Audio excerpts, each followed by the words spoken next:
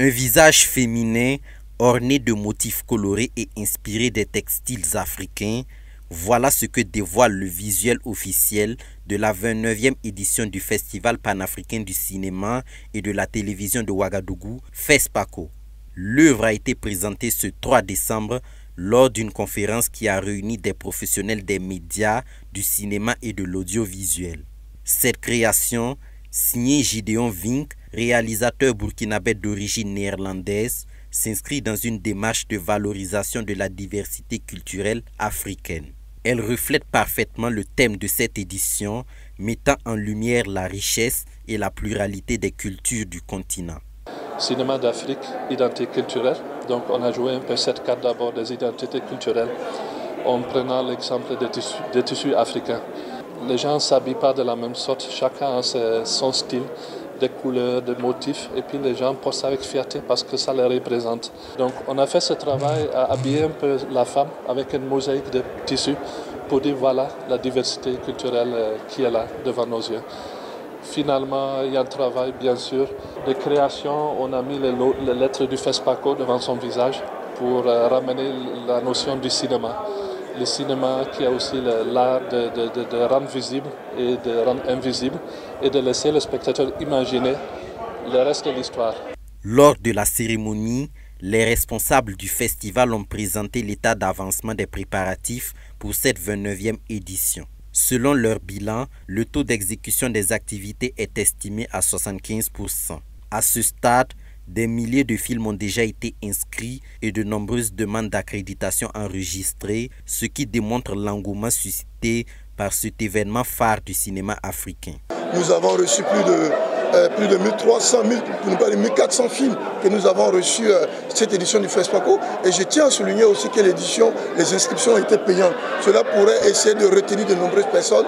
Non seulement n'a pas été le cas. Au niveau des accréditations aussi, nous recevons beaucoup d'accréditations.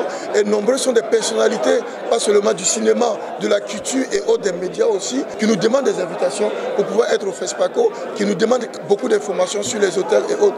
Ça montre que l'engouement est là.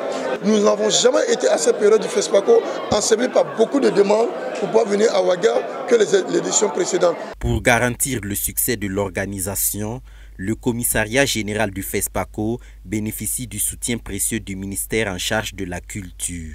Un appui déterminant pour relever les défis de cette 29e édition. Nous sommes à pied d'œuvre pour réussir l'organisation de cette édition du FESPACO comme à l'accoutumée, avec le secret dessein de faire mieux que par le passé.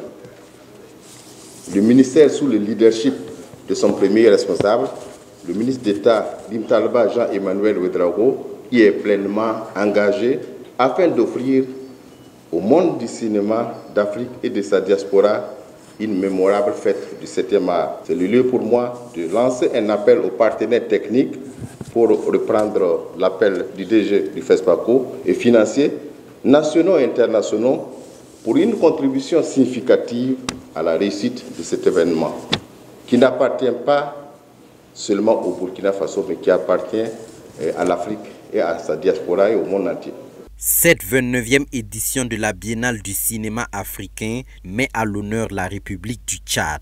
En collaboration avec le Burkina Faso, ce pays joue un rôle important dans la réussite de l'événement, notamment sur le plan artistique.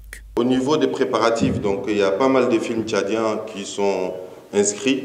Au niveau de la représentation artistique, il va y avoir une visite bientôt du chorégraphe Aristide Tarnagda avec son binôme Agibou Sanou en Djamena qui vont séjourner pour rencontrer des troupes folkloriques et des artistes qui sont programmés, que le Tchad offre pour le FESPACO pour travailler avec eux, travailler la chorégraphie, la scénographie et aussi travailler sur les sonorités du Tchad pour que les deux cérémonies, c'est-à-dire de l'ouverture et de clôture, puissent être une de merveilleuses aussi créations. La 29e édition du FESPACO se déroulera du 22 février au 1er mars 2025 et sera marquée par d'importantes innovations. Parmi celles-ci, l'institution de 2 nouvelles distinctions, le prix Thomas Sankara et le prix du public, ainsi que l'introduction de la semaine de la critique cinématographique. Une exposition dédiée aux personnalités du cinéma viendra également enrichir ce festival qui mettra aussi en lumière les figures emblématiques de l'industrie cinématographique.